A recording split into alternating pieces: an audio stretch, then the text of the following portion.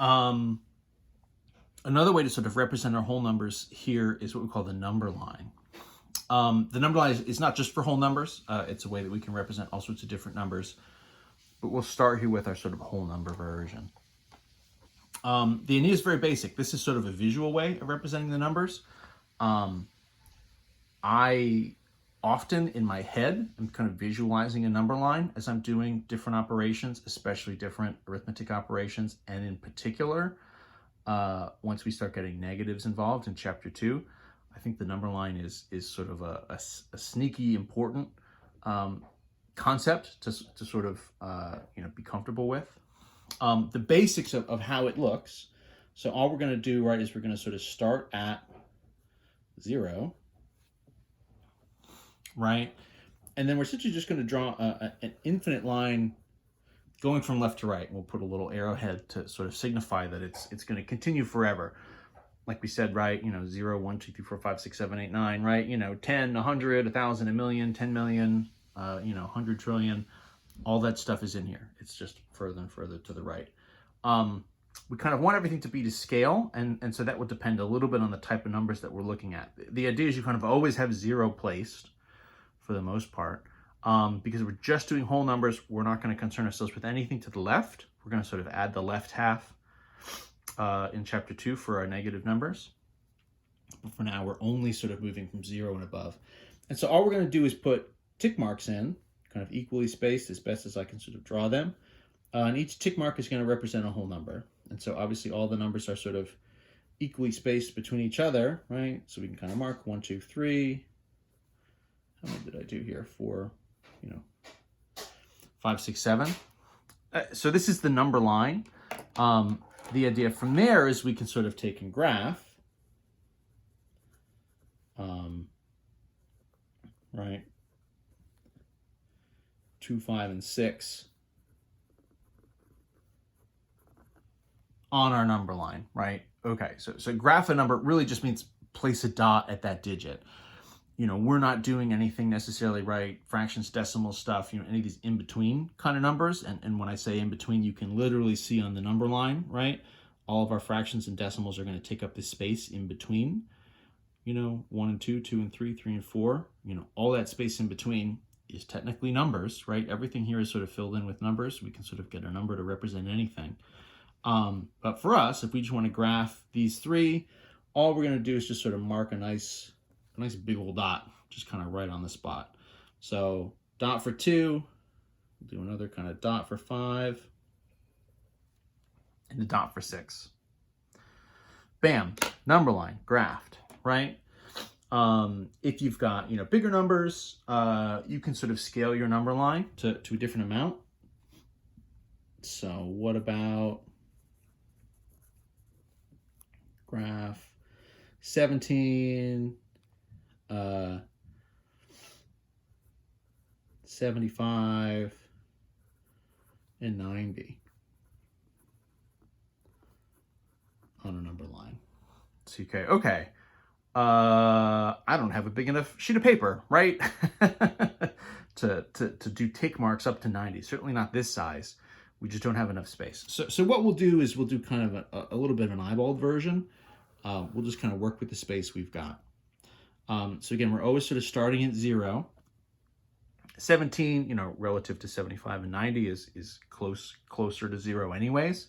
If we were graphing 100, 101, and 102, maybe you would start your number line just sort of at 95 or 100 or something, right? But for us here, so 17, 75, and 90, so what I'm going to do is I'm going to do tick marks, but my tick marks are going to mark for every 10. So we'll do 10 is here, 20, 30, 40. I can tell already I've kind of misjudged this. One lesson here is sometimes you want to kind of pick a middle point. 80, 90. I mean, I guess that's okay. Whatever, 110, 120. It could really be anything. The idea is to have them equally spaced. And what I'm going to do, you know, if I'm just sort of drawing this freehand, I'm going to place these as accurately as I can. So 17 obviously between 10 and 20, and is closer to 20 by a little bit. It's a little bit more than halfway. So, you know, halfway is here. So I'll mark kind of 17 in that ballpark, right? So I'll put my circle in for 17. 75 exactly between 70 and 80. So that one a little bit easier to mark. I'll do a little labeling. And then, of course, 90 I actually have a tick mark for. So my 90 is there. Right? So graphing on the number line is really just a matter of, to a certain extent, drawing a number line. And, right, getting my tick marks in there. And then I'm just, you know, literally using a dot to represent my number. It's not any more complicated than that. What the number line gives us visually, it helps us kind of visualize the idea of a greater than or a less than number. So the idea here is, so as you move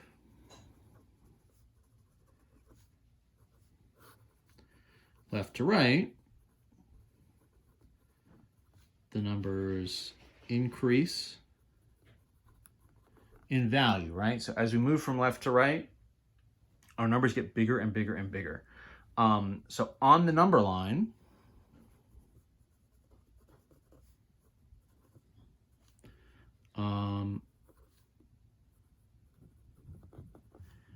any number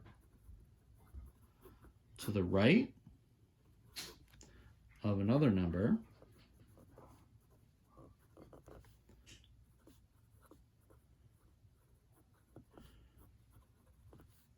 what we would say is it's greater than that number. So, right, we would say, for example, for us here, 90 is greater than 75. Right, since 90 is to the right of 75.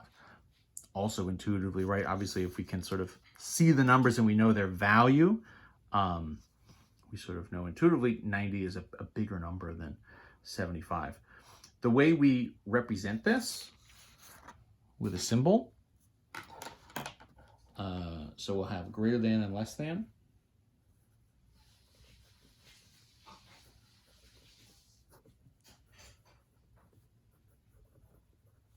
So we're always kind of reading this from left to right. So the idea is you have these sort of, you know, alligator mouths. You know, they look kind of like little, you know, sideways V's or something, these little kind of partial arrows. Every way it's always been explained to me, and still the way I think about them, is as little mouths. And what I've always been sort of told, and I think makes a lot of sense, is the opening of the mouth is heading towards the larger number. So the mouth opens towards the larger number. So in the example we just did, right, 90 is greater than 75. What that's going to look like for us is 90, right, and 75. We're using the greater than symbol. So the idea is we're always kind of reading this from left to right. So 90 is greater than 75. You could flip this around if you flip the position of the numbers. And what we're going to use then, and sort of how we would say it, right? If I've got 75 and then 90. So the idea is the mouth still opens towards the 90, right? But if I flip this around, what I'm using now is the less than symbol. And so what I would say is 75 is less than 90, right? Any two numbers, unless they're the same numbers, will have this relationship, right? One will be greater than or less than the other. And so we can always kind of rank the numbers in this way, because if we're going to draw them on the number line, inevitably one will be to the left or to the right of the other. Again, you know, unless they just happen to be the same number. We're talking about whole numbers for now. So any whole number is going to be unique. It's going to be, you know, 101 is different from 102. There's not any other way to write 101 or 102 as a whole number. It is what it is. Once we get into fractions and decimal forms, there's overlap. You can have the same number represented by any number of different fractions or I suppose not so much with decimals. Well, a little bit with decimals. That's something else. Anyway, so this greater than, less than idea, right, is sort of coming in, sort of coming out of this sort of number line principle. The idea that sort of any number to the right on the number line of another number is greater than that number, has bigger value. So as we move left to right, we get bigger numbers, and we get this sort of ranking system. So just using our alligator mouths to show that. And that's the idea.